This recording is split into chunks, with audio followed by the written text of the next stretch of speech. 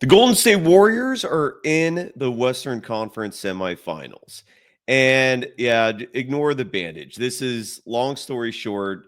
If you're a Golden Dazer that's dating back to my previous shows, Daze, you may remember I had something similar on the other side of my face. This is the result of youth and naivety and stupidity of decades of surfing without being smart about putting sunscreen on. And yeah, it's skin cancer and it's a bitch. But look, even though I have to go through like procedures like this, apparently every once in a while, this is the second time I'm dealing with something like this on top of other crap. Unfortunately, it's life. Who cares? But the show must go on, and especially when the Warriors are in the conference semifinals. There's only 8 teams remaining in the NBA. The Golden State Warriors are one of them. And what I'd like to do is preview their next series against the Minnesota Timberwolves. I don't have the energy to go live tonight. Sincerest apologies for that. I am doing what's called an instant premiere on YouTube, where the chat will be active. So this will seem like a live show, except for chats actually showing up on the screen. I am recording this just because, again, I'm dealing with some crap, and I want to save my energy for tomorrow night. Or if you're watching this on a Tuesday, tonight for game 1 between the Warriors and the Timberwolves. I want to present just a brief preview. I want to share a few feelings and thoughts in terms of what I'm seeing for the Warriors in their next round. And I hope it's not the final round. And the more I think about this, the more I'm personally convinced that the NBA championship, the 2025 NBA championship more specifically, is the Warriors to lose. It's theirs.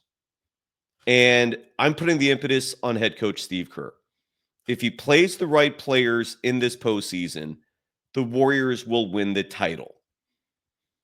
And that's going to be especially true against the Minnesota Timberwolves. I'll explain what I mean about that. I'll explain what I mean in terms of feeling damn good about the Warriors beating Minnesota with a key caveat. And that's going to go back to playing the right players at the right time. I'm pumped for this. The NBA postseason in general has been fantastic, incredible. And the fact the Warriors are a part of it, it's a delight. So let's get into it. Let's talk Warriors T-Wolves. And every post-game show will be a panel from this point forward. I don't know if Carl will be a part of it. I don't mind if he is, but don't come on programs. And when someone asks you why, you reply with because. That's just not going to fly. Not if you're coming on my show. So with all that said, despite the fireworks, the small fireworks that went off following the Game 7 post-game coverage, that's going to be the format. But I just wanted to spend a brief moment here, just you and I, to talk about the Warriors and the T-Wolves and to preview what's to come and to explain to you why I feel great about this Golden State Warriors squad as they look to win a 5th championship of this dynasty. Stephen Curry is one of the all-time greats. He's worthy. He's deserving of winning 5 championships minimum. Let's hope Steve Kerr does the right thing and delivers that for him. I'll explain what I mean. I'll preview Warriors T-Wolves. Let's get into it. This is the Golden Days. They always find something to nitpick, and that's because there's expectations for us to win. We are going to win the championship. Let's go. In a minute, I'ma need a sentimental man or woman to pump me up.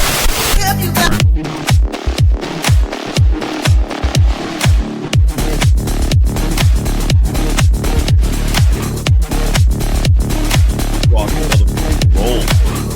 Bring it on, Minnesota. Yeah. Welcome to the Golden Days. I am your host for this episode. My name is Cyrus Satsas. You can follow me on Threads and Instagram. I can't smile. God damn it. This actually hurts. Sorry. You can follow me on Threads and Instagram at Dog Wild. I'm over on Twitter at Surf Journalist.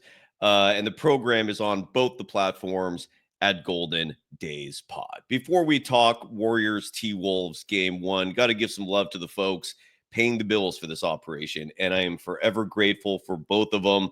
They are local sponsors. We're gonna aim for one more.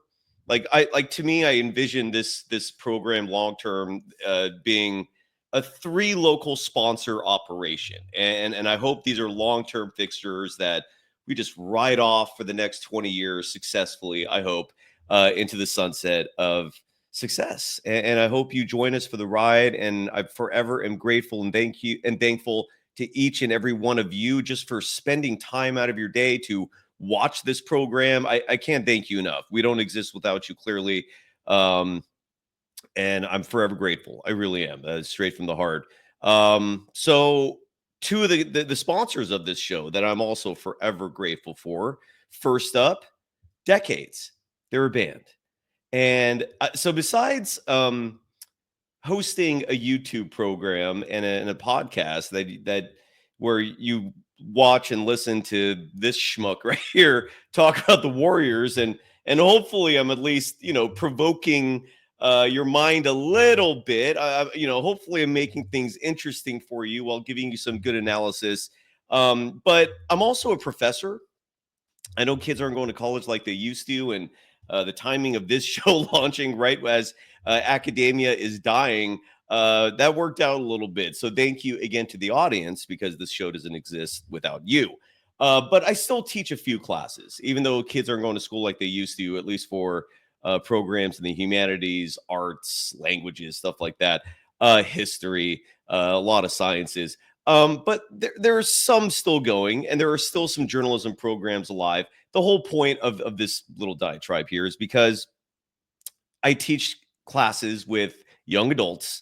And one thing that in my nearly 14 years now of teaching that I've learned is that the most popular medium is music. I survey all of my classes routinely with questions, just learning what media individuals consume, right? Like, how are they getting their information? I'm always studying them as much as they're hopefully studying the materials I present to them.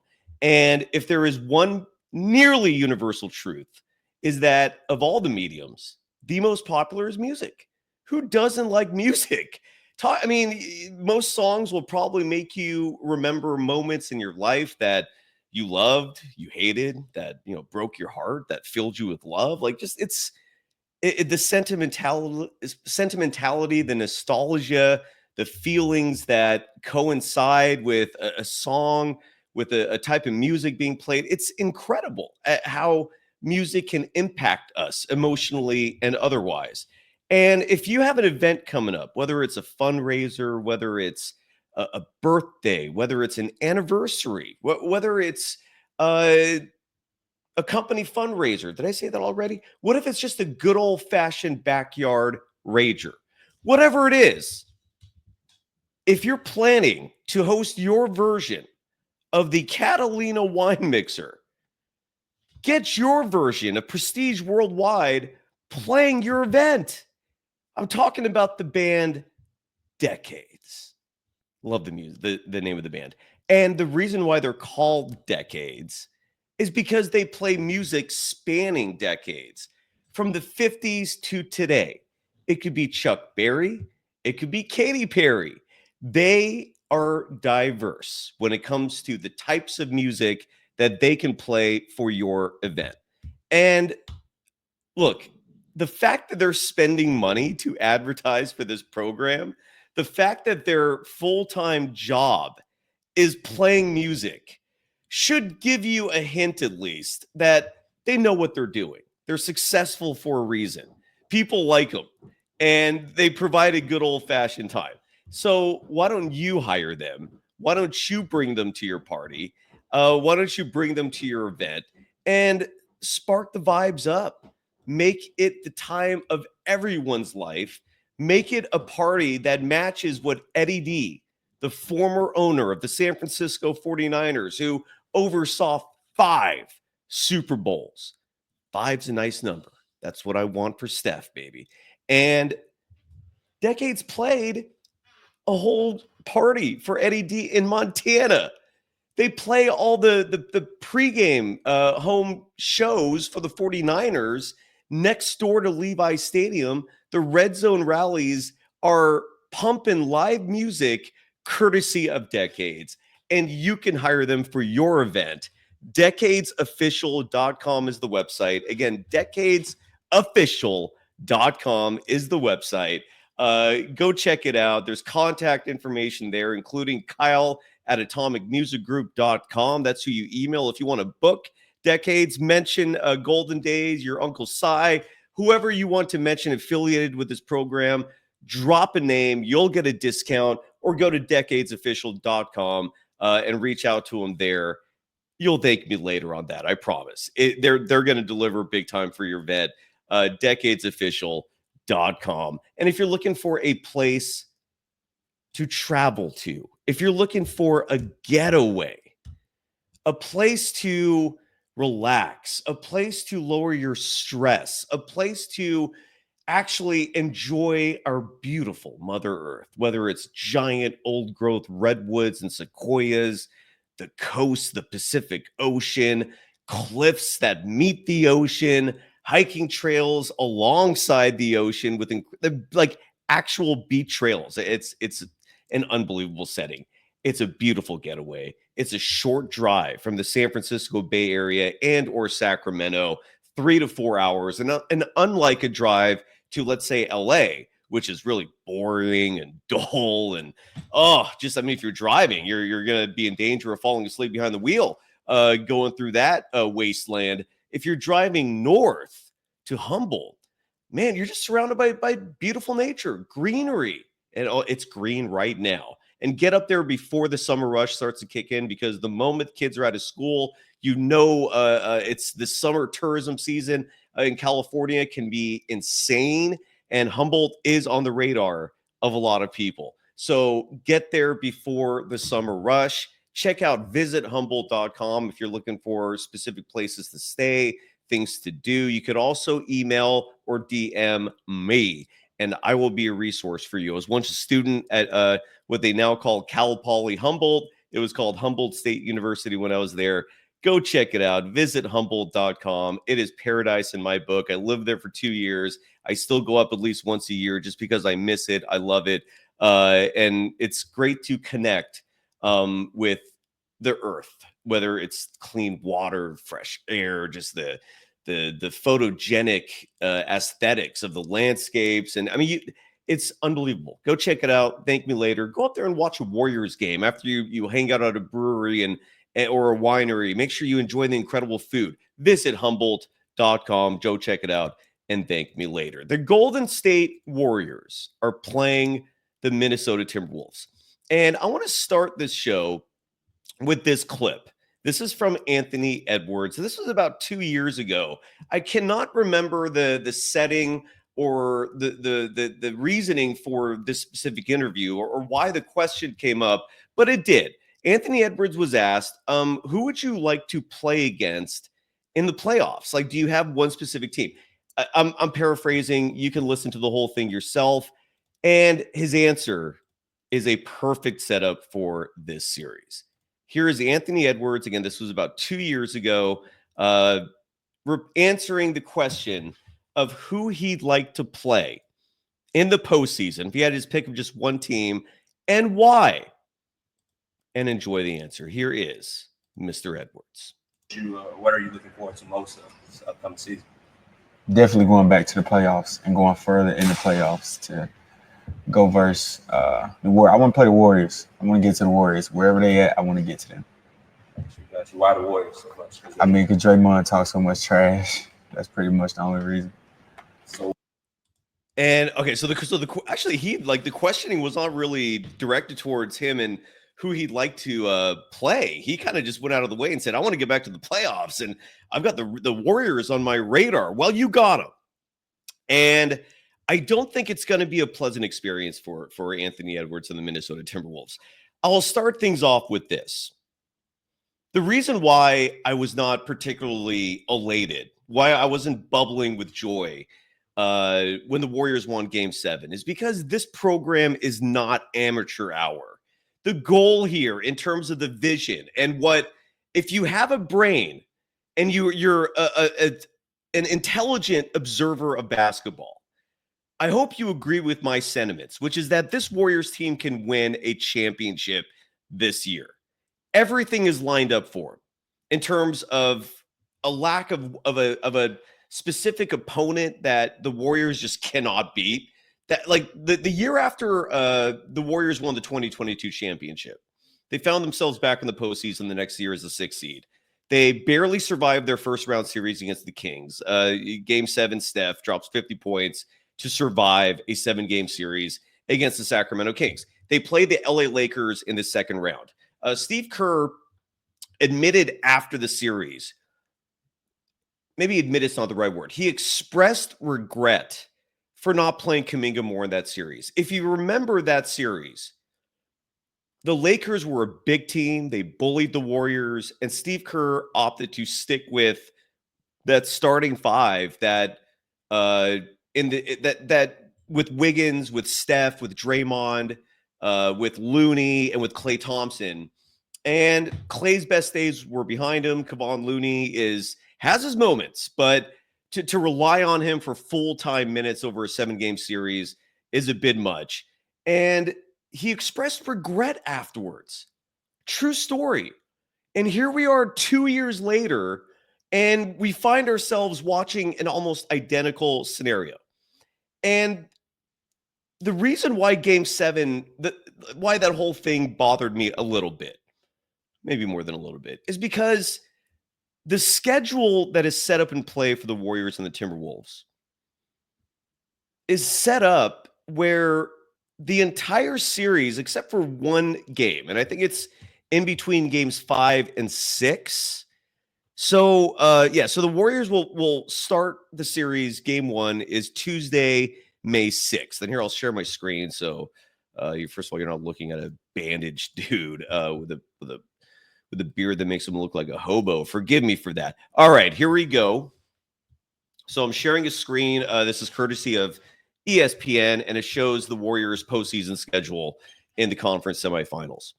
And it's disturbing to me for this reason. Every single game is separated by just one day. If you remember the Warriors-Rockets series, the time between games 1 and 2, they had 2 days off in between.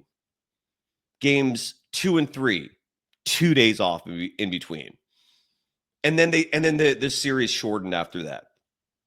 And you saw with each game that passed how the short amount of time between each game was catching up to the Golden State Warriors. Okay, we cannot ignore the fact that Stephen Curry's 37 and that Draymond Green, who has almost as much gray in his beard as I do, and I'm 12 years older than him, and Jimmy Butler, who are both 35. You need to tap into your bench this series. And the Warriors lost the luxury of having a few days off between the Rockets series and this series. Minnesota was afforded that luxury. Do not forget the Warriors losing that final game of the season to the Clippers cost them home court advantage in this series. Never mind the first round matchup against the Lakers that you now see is why I said that would be the easier opponent in the playoffs. The Lakers are slow, they're old, they're almost as small as the Warriors. That would have been an ideal matchup and then some. But you lose that Clippers game, you play the wrong players, and then now you find yourself in a situation where you played a more difficult Rockets team that pushed you to 7 games, and now you're playing Minnesota without home court advantage. And the Warriors letting that first round series go to 7 games took away days off. The Warriors won Game 7 on Sunday. They had their bags packed for Minnesota for games 1 and 2, and they did just that. They left Houston, went straight to Minnesota, and probably just rested yesterday. I imagine they studied film. I don't know what specifically they did today for their 1 day off, but something tells me there was some film sessions conducted and probably no practice of any kind. That would be my guess. They probably wanted to rest. But by going to 7 games, you lost the luxury of time off, which is very important for an old team. And again, this will be a eternal battle where it sometimes feels like it's just me versus everyone else. And I'm sorry, but I'm gonna believe with conviction, I will die on this hill, that the vast majority of Bay Area media is soft as F-bomb. And they're either afraid of Steve Kerr, or they're trying to just, befriend him so they can someday get a job with the Warriors, I guess. It is insane to me how little scrutiny Kerr gets from the local media. Side note, speaking of the local media, one person who I don't think fits that bill in terms of lobbing softball questions, in terms of not asking the right questions that may be construed as investigative. God forbid you try to actually find answers, even in sports. But Danny Emmerman, to me, has been a fantastic beat writer. He actually does challenge Kerr sometimes. He's going to join the program soon. I love him. My entire point is that Steve Kerr, to me, bungled those final 3 games between the Warriors and the Rockets. He gave up halfway through game 5. He DNP'd Kuminga for games 5 and 6. Barely touched his bench for games 5 and 6. And I'll tell you this, and this is what scares me about Steve Kerr and this Timberwolves series. His love affair for GP2. I guess I'll share the screen. So you get the gist about the series with Minnesota. There are no days off in between. All right. So you're going to have to tap your bench and go deep into that bench and evoke strength in numbers again, because you can't run Steph, Jimmy, and Dre to the ground. You can't be giving them routine 40-plus minute games when there's just one day in between each game.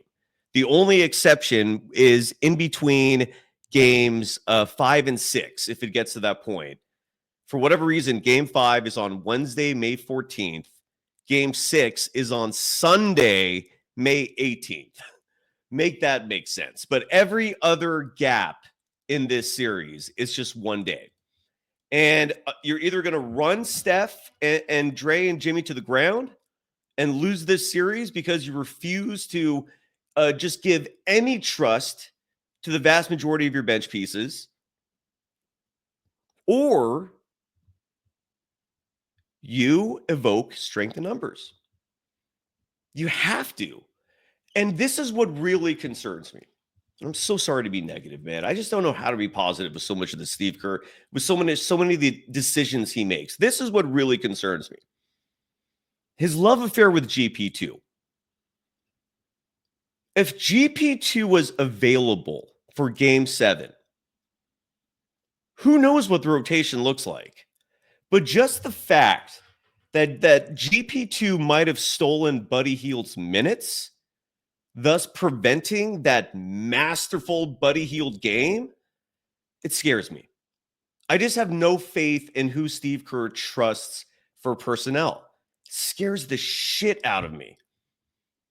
And it really just bums me out, because this is a team that, again, has the talent to win the championship this year, has the talent to cement Stephen Curry's legacy as an all-time great basketball player.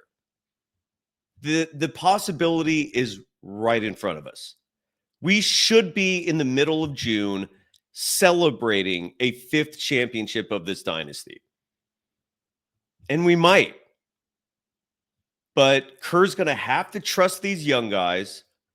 All right. Side note, I officially retire. No, retire is the wrong word. I suspend advocacy for Kuminga, because what's the point? I mean, I feel like Steve Kerr has broken this kid at this point. If Kuminga's confidence is shot, can you blame him? If he gets a run, great. If he doesn't at this point, what are you going to do? The entire reason I wanted Kuminga was because I thought he gave the Warriors the best chance to win. largely based on size, athleticism, the fact that he was third on the team in scoring, the fact that he's top 5 in nearly every important category: assists, blocks, rebounds. He's third on the team in free throws made, second on the team in free throws attempted. But yeah, I guess those stats are important. But if you find some net rating stat where if Kuminga comes into the game, Steph's numbers drop a little bit compared to other players. Not like overall, Steph's numbers are still fine, but supposedly there are some net rating statistics that show that when Kuminga comes in, Steph's numbers go down a little more, or his production decreases a little bit more than other players, apparently. And flimsy logic like that, coupled with an inherent bias that has emerged because of Steve Kerr's influence, has destroyed this kid. And do not pretend that the inherent bias thing is not real. When Steve Kerr benches someone, you have a hell of a lot of people just immediately thinking to themselves, there's something wrong with this person because Steve Kerr doesn't trust them. Those actions have consequences for those individual players, but Steve Kerr never faces consequences himself. And that's the part that just I don't get. But with all that said, at this point, I don't know if playing Kuminga is the right thing. I have no clue, because I don't know if all of this treatment, this awful treatment, DNPs for games at a time after playing great basketball, just unreal shit, man. And this has been going on for 4 years now. So anyways, I don't know if Kuminga can help, but there are other players on this bench who can. Guy Santos. I thought Kevon Looney should have gotten more of a run in games 5 and 6. Thankfully got that run in game 7 because he is a tough mofo. Anyways, Quentin Post, I have no clue if he's going to deliver or not. I don't know if Kevin Knox will have a role in this series. I have no clue. But here's what I do know. When these two teams played each other this season, they played each other 4 times, right? And in most situations, I totally understand the rationale, the logic of dismissing regular season matchups because so much has happened since, right? In most situations, the regular season just doesn't have the same intensity. Players are often out. But there are some exceptions to that when it comes to the Warriors and the T-Wolves. And what I mean by that is, again, they played each other 4 times. The last time they played each other was January 15th. And the Warriors won that game 116-115. All right. The previous time they played was December 21st. And the Warriors won that game 113-103. They played before that on December 8th and won that game 114-106. And the first time they played this season was the only time that the Warriors lost to Minnesota. That was a 107-90 loss on December 6th. And the common thing with all 4 games is that Minnesota had all the same players then that they have now. And where you can maybe dismiss the relevancy of that could be that Julius Randle was an entirely different player, right? For example, the final game that these two teams played against each other, again, back, I believe, on January 15th. Yeah. And the Warriors won that game 116-115. The Warriors starting lineup in that game, just to give you some perspective in terms of how different things were for the Warriors. Their starting 5 in that game was Trayce Jackson-Davis, Guy Santos, who played 21 minutes in that game. Trayce Jackson-Davis played 27 minutes in that game. Andrew Wiggins played 35 minutes in that game. Stephen Curry obviously started. And Dennis Schroeder started. That was the starting 5 in the final game that the Warriors played against Minnesota, and they won. Let me repeat that one more time. Trace Jackson Davis, Keith Santos, Andrew Wiggins, Dennis Schroeder, Stephen Curry. And off the bench, Moses Moody played 25 minutes of fantastic basketball. Buddy Hield played 29 minutes. GP2 played 19 minutes. So that was your bench. And at that point, Kuminga had the ankle injury, so he was out. Jimmy Butler had not been traded for yet. But Minnesota had all the same players. Mike Conley came off the bench that game. Minnesota opted to start Dante DiVincenzo. But Minnesota started with DiVincenzo, Edwards, Rudy Gobert, Jaden McDaniels, and Julius Randle. The previous matchup to that. And again, so the second to last game that Minnesota and the Warriors played was December 21st. The Warriors won that game 113-103. This is some crazy shit. The Warriors in that game started, again, Trace Jackson Davis. Kyle Anderson started that game at the 4. Andrew Wiggins started that game. Dennis Schroeder started that game. And Stephen Curry started that game. Kuminga played in that one 23 minutes, hit 50% of his threes. He was 2 of 4, had 11 points. Kevon Looney played 22 minutes. Buddy Hield played 21 minutes. GP2 played 21 minutes. Podziemski played 20 minutes. And they won. And you look at Minnesota and their starting 5, Julius Randle, Jaden McDaniels, Rudy Gobert. Mike Conley started that game. DiVincenzo came off the bench, and Anthony Edwards. Same players. Naz Reid came off the bench. DiVincenzo came off the bench. Nickeil Alexander-Walker came off the bench. Before that game, on December 8th, the Warriors won 114-106. In that game, Minnesota rolled with Julius Randle, Jaden McDaniels, Rudy Gobert, Mike Conley, Anthony Edwards. Same bench.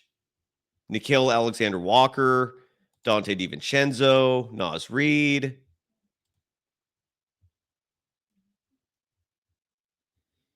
So, same team that we're going to see depending on when you watch this tonight or tomorrow night. And the Warriors in that game, what a wild, this season has just been crazy. The Warriors in that game, I believe on December 8th, started Draymond Green, Jonathan Kuminga, Stephen Curry, Buddy Hield, GP2. Kevon Looney came off the bench. Lindy Waters III came off the bench. Kyle Anderson. Moses Moody got 5 minutes. This was the one game where Cameron Parker made an appearance. And I don't have any memory side note of that, but he, at least on this box score, it shows he was there. I don't have no memory of Cameron Parker getting minutes on the Warriors. Was he a two-way player? Is that an error on ESPN's part? Anyways, so you can see the Warriors, and side note, yeah, Kuminga had a great game that night. 36 minutes, 20 points, 7 rebounds, +8, 3 blocks, 2 steals, but Steve Kerr doesn't think the Warriors need that. And then the first game these two teams played, this was on, when was that first game? The first matchup, the date was December 6th. So early in the season, the two teams played a back-to-back set, both at Chase Center. And the Warriors lost that one 107-90. Minnesota's starting 5, the same players: Julius Randle, Jaden McDaniels, Rudy Gobert, Mike Conley, Anthony Edwards, Naz Reid, Dante DiVincenzo, Nickeil Alexander-Walker, Luka Garza, Josh Minot came off the bench. Same players. And that game they won. That was the one meeting that Minnesota came away with a victory. The Warriors that game started Jonathan Kuminga, Kevon Looney, Andrew Wiggins, Stephen Curry, Brandon Pajemski. Draymond Green came off the bench in that game. What a year. Lindy Waters, Trace Jackson Davis, Kyle Anderson, Buddy Hield, GP2, Moses Moody, Cameron Parker again. I have no memory of that. And Pat Spencer got a run in that game as well. So, and that was back on December 6th. I believe this was the time period where they were ready to hand the keys to Kuminga. And then that ankle sprain just, man, it just sucks. It just sucks. Anyways, but so this is and here we are today. And the books, the bookies more specifically, in terms of how they feel about this series.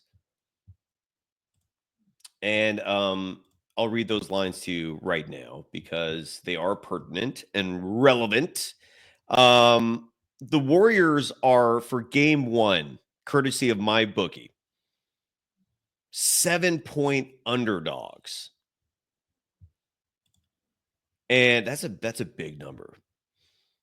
And if you're new to MyBookie, sign up today. Use the promo code MM50, M as in Mary, M as in Mary 50, and instantly boost your first deposit by 50%. So if you deposit $50, MyBookie will toss in an extra $25 free of charge. So it's a bonus.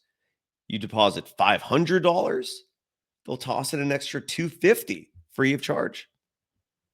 And when the games wrap up, keep the winning streak alive at MyBookie's casino. Slots, blackjack, roulette, and so much more. The thrills never stop. Bet anything, anytime, anywhere, only with MyBookie.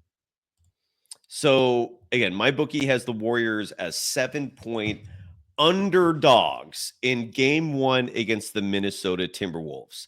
What we've seen so far in the postseason for the conference semifinals is Indiana pulling off an upset, New York pulling off an upset, Denver pulling off an upset. Do you get what the theme is here?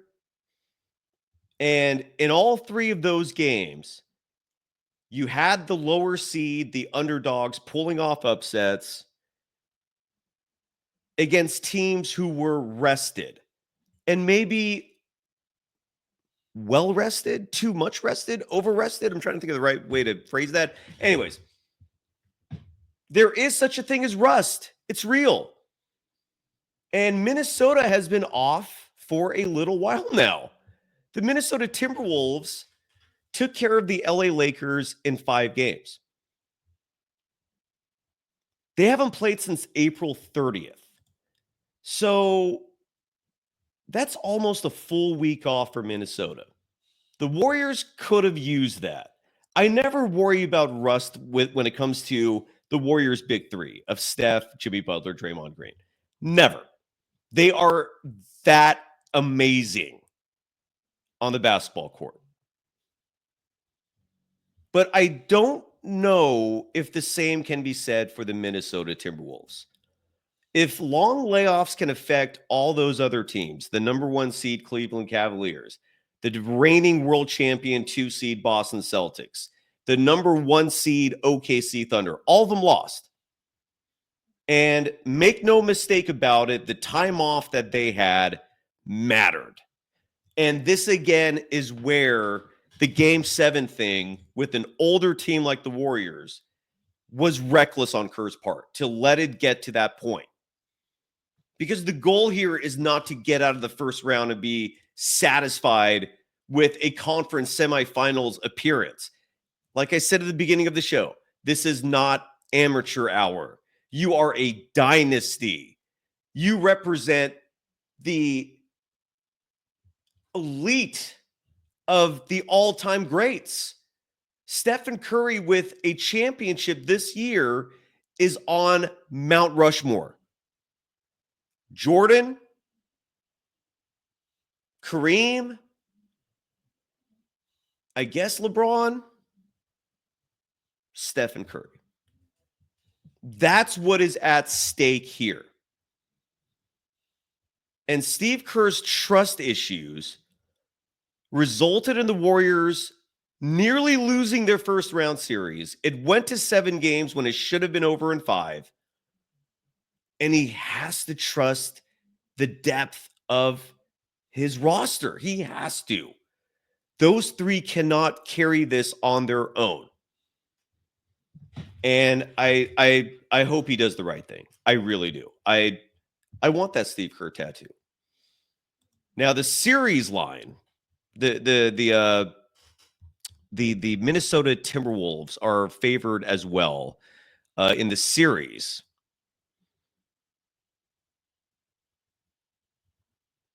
And I'm trying to find that right now real fast. Please forgive me for this momentary delay. Please talk amongst yourselves. I'll give you a topic. GP2 over under 10 minutes per game. Your thoughts. And I'll play some music while you wait.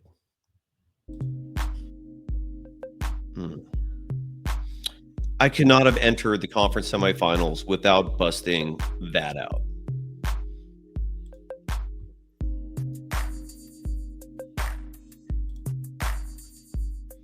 Courtesy of MyBookie.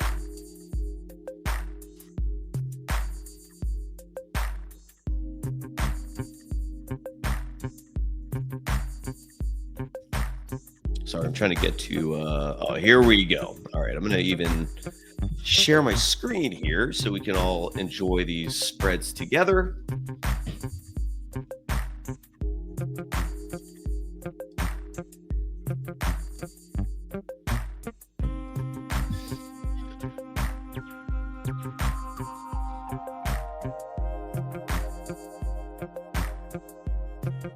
So Minnesota is minus 192 to win the Western Conference Semifinals over the Golden State Warriors. If you bet on the Warriors, the odds for them is plus 154. If you are a novice sports gambler, good news. No judgment here. I'm actually here to help you. The plus 154 means, and the plus always goes with the underdog. The minus always goes with the favorite. The 154, in this case, the Warriors, that's their line. Plus 154 means if you bet 100, you win 154. 100 is the baseline number for all these spreads. So the Warriors are underdogs. If you believe in them, if you think they're going to win this series, bet now. Because if the Warriors win game 1, this number is going to change immediately.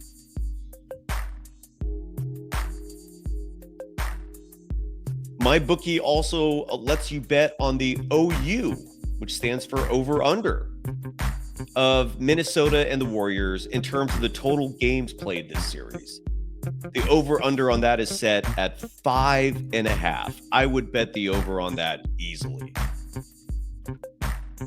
The over is minus 155, which means you shouldn't bet that because the odds are bad.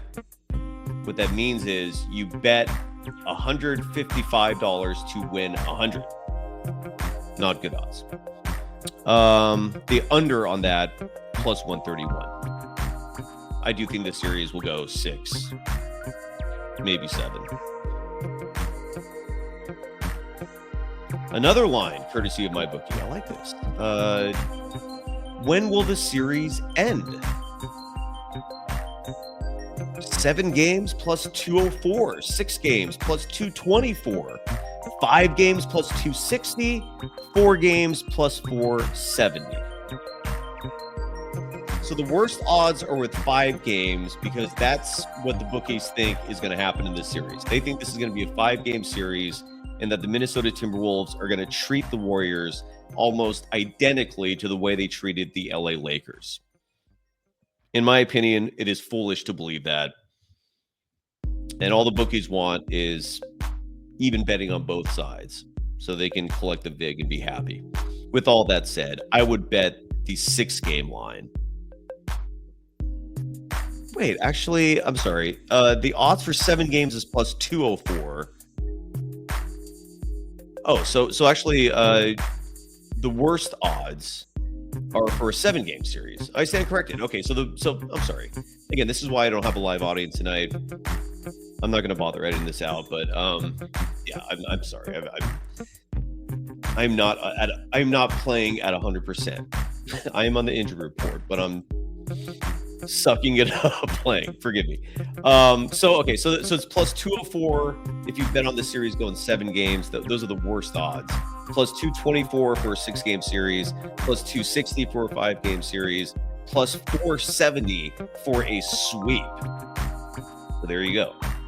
My prediction, and it's not a strong one, but God, I wish the Warriors had a coach who just played the right dudes. This is such the difference between Steve Kerr and a Greg Popovich, who, side note, was a fantastic coach. I feel like I bashed Pop more than I should. He was actually a excellent head coach. He's on the Mount Rushmore. The Mount Rushmore of NBA head coaches to me: Bill Jackson, Red Auerbach, Pat Riley, Greg Popovich, Chuck Daly, honorable mention, barely missed out. But anyways, I say that and think that because if the Warriors just had competency in terms of who's picking the players who play when, who's picking these combinations, who's deciding these matchups. That's what Steve Kerr just repeatedly says over and over again when he explains his rationale for who plays, is he's focused on matchups. And clearly what he sees with these matchups is not what myself or everybody I speak to who has competency when it comes to basketball acumen, they don't see it the same way. But if the Warriors play the right players, and what I mean by that is if we see healthy minutes from Guy Santos, we might even need to see Pat Spencer. Quentin Post, it goes without saying. At a bare minimum, he at least spaces the floor. And the problems that Houston gave Quentin Post, Minnesota will not give him that. Life will be easier for Quentin Post. Play him. Moses Moody, put him back in the starting lineup, man. What? Jesus Christ. Buddy Hield, congratulations. You're now one of my favorites. Incredible how that works, right? But I'm also not going to pretend that he's suddenly consistent. That's going to be an interesting one to navigate for Steve Kerr. But you can't run Stephen Curry out there 45 minutes like he did in Game 7. You can't, like, on a consistent basis. You can't run Jimmy Butler out there for 44 minutes, 41 seconds like he did in Game 7. Draymond Green can't be going out there for 40 minutes like he did in Game 7. 39 minutes, 56 seconds, more specifically. Brandon Podziemski has to hit his shots. And yeah, I do think Jonathan Kuminga needs to play. I do. I don't think that necessity is going to reveal itself in this series as much so as the next series. It doesn't matter if it's OKC or Denver. You're going to need him in that series. And the reason why I think, call me crazy, I think it's smart to play him in this series so that he doesn't show the rust that we've constantly seen from him when Kerr decides in those random moments to play him. But Kerr's going to have to dig into his bench, especially because of the lack of rest that this team will experience between the opening round and the semifinals. And I do think it is crazy that I'm one of the only media members who looks at these very obvious things, like how closing out a series before 7 games was important. Playing the best players and not your personal favorites. Important. Size matters. Size. Important. In basketball especially. My God. Why am I such a minority with these obvious statements and concepts?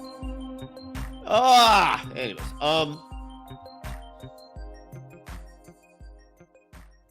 MyBookie, real fast. Let's finish this up here.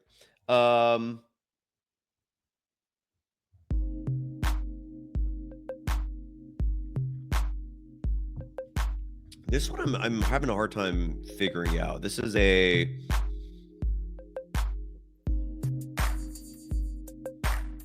series handicap. I don't know. I'm not going to touch that one. I am tired and groggy, and forgive me. Ooh, this one you can bet on the actual series number, meaning if the Minnesota Timberwolves win the series in 7 games, if they win the series 4-3, odds are plus 380. If they win it in 5 games, plus 450. If the Timberwolves win it in 6 games, plus 600. If Minnesota sweeps, plus 750. If the Warriors win in 6 games, plus 480. If the Warriors win in 7 games, plus 700. If the Warriors win in 5 games, plus 900. If the Warriors sweep, plus 1,500. I know some of you are boldly thinking that, and if you believe it, put your money where your mouth is, damn it. If Kerr plays the right players, my prediction is Warriors in 6.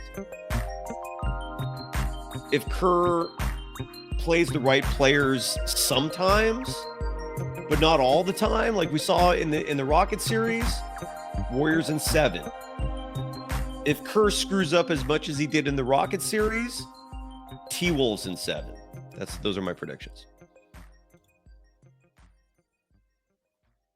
All right, I think that's it for the gambling stuff. Oh, and here's another one that you can bet on for Warriors and T-Wolves. You can bet on who scores the most points in the series. The favorite is Anthony Edwards, minus 140. Stephen Curry is plus 130. I love the odds for Jimmy Butler at plus 1,600 because I think he's going to come out and show some damn force in this series. I really do. You could bet on Jonathan Kuminga scoring the most points in this series, plus 26,000. Woo! Same with Draymond, plus 26,000. Buddy Hield, plus 20,000. Those are some damn good odds. I like the Steph odds, though. I mean, you're getting plus 130. You're getting favorable odds on Stephen Curry being the leading scorer in this series. That's not bad. Not bad at all. You could even bet on what the series is going to look like after 3 games. Plus 114, Minnesota being up 2-1. Plus 330, Minnesota up 3-0. If the Warriors take a 2-1 series lead, plus 220. If the Warriors are up 3-0, plus 1,400. Yeah, so the Warriors, as of right now, are pretty massive underdogs.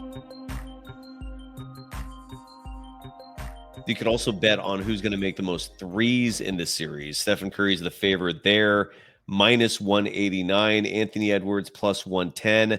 Dante DiVincenzo, third, plus 1,900. Buddy Hield, plus 2,700. Brandon Pajemski, plus 3,000. Naz Reid has some great odds here, plus 20,000. Most total assists. The Warriors have the 3 of the 4 favorites with Steph and Jimmy Butler. Steph plus 166, Jimmy Butler plus 191, Anthony Edwards plus 200, Draymond plus 1,700, tied with Julius Randle. And I think that's it for all of your let's see, here's a couple more. This one, we already looked at this one. Okay, so in terms of just outright winner, again, Minnesota, a heavy favorite, minus 192 to win the series. The Warriors are plus 154. All right, so those are your odds, and that's your show. Thank you for joining me. Sorry for the mug, and sorry for not going live tonight. I just don't have the brain power. Forgive me. I will go live soon. The format for this show for the postseason, I'm going to be collaborating with Larry Krueger and the panel. I don't know if Carl's going to be involved in that. Again, don't look. I still think that's crazy. I rarely, if ever, go back and review tape. 99 out of 100 times a scenario like that, I'm cognizant and self-aware and know exactly what's going on, and I'm aiming to entertain, and I have a good grasp on the whole situation. That was pretty wild. I really just cannot believe, and I had to go back and look at it just to make sure I wasn't crazy. And I feel perfectly comfortable in my response, which was, if you're going to challenge me, and when I ask you, why do you challenge me? And not just me, Brian Windhorst, who reported this like a fact. And you challenge it, and you're accusing him of having a bad source. Explain why. Don't say just because. That's some weak shit, man. Like don't make appearances on programs. Don't come on a talk show if you're not going to talk. If you're not going to elaborate. That was wild. I do not have patience for that at all. Like, no one's forcing you to come on these shows. I didn't know Carl was on the panel either. I hadn't seen him in ages. But yeah, that was nuts. I have nothing against Carl personally. I think he's a great dude. I think he was a former guest of mine on the old show, at least. But don't do that. Like, just don't. If someone asks why, don't answer with because. Or if you're gonna do that, don't be on my program. Do that. That's insane. All right, that's just batshit crazy. With all that said, every remaining post-game show will be with the panel. Larry and I will take turns in terms of taking the lead on running the show. That's how it has to work with the dual streams. One person has to take the lead and run the operation. And then V for Valkyries, which was supposed to be airing today, as we normally aim for Mondays at 3 p.m. Pacific time, that will be rescheduled for Friday at 3 p.m. Pacific time. Damon, Bruce, and I will do Warriors Weekly. That resumes this Wednesday at 11 a.m. So we'll have a post-game show Tuesday, Damon Bruce Wednesday, post-game show Thursday, V for Valkyries Friday, post-game show Saturday. I think I'm bringing Danny Emmerman back on the show soon, so maybe that'll be Sunday. It'll depend on his schedule as well. I'm also going to reach out to Sam Gordon because I believe he's from Minnesota and he's a Timberwolves fan. If you don't know who Sam Gordon is, he is a beat reporter covering the Golden State Warriors for the San Francisco Chronicle. He's been a guest on this program. I consider him a friend, and we shall see if he'll be available and interested to come back on the show. And that's just what I know. I mean, Rick Barry will maybe Rick will come on the show Sunday. He's a weekly guest as well. Maybe we'll do 2 shows in a day, somewhere in there. I'm sure there will be other guests as well. So stay tuned. I'm available on social media. If you want to keep track of everything going on with the program, again, on Instagram and Threads, my handle is @DogWild. On Twitter, my handle is @SurfJournalist. The program's on both platforms at Golden Days Pod. Sincerest thanks to the sponsors of this program, Decades. Visit decadesofficial.com.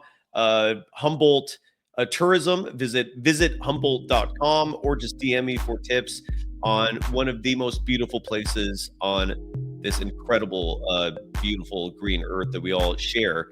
Go check out Humboldt if you haven't. It's beautiful. It's just, it's a nice place. And thank you as always. Again, my apologies for the look. Yeah, it's life. What are you gonna do? I'm fighting cancer. It sucks, but at least it's skin cancer, so it's not and I don't even know what kind this one is. This one I Who cares? No one cares. All right, but yeah, well, the show goes on. So and thankfully this won't affect me in terms of performance, and neither will the other issue I have to deal with. And I'm going back to the doctor for tomorrow. So that's life again. But I can't thank you enough. And we'll be back at this Tuesday night for Warriors T-Wolves game 1. I just want to make sure I'm just kind of thinking back. I just want to make sure I did not forget anything in terms of all the talking points. I'm looking at the T-Wolves depth chart right now, and it just doesn't scare me. Like Houston had a deep ass team with size, with physicality, but they didn't have offense. Minnesota has a hell of a lot more offense, but the physicality factor just plummets with this team, where the Warriors' size will not be as much of an issue. Minnesota is still big, don't get me wrong, but it ain't the same as Houston. Houston was just a beast. Look,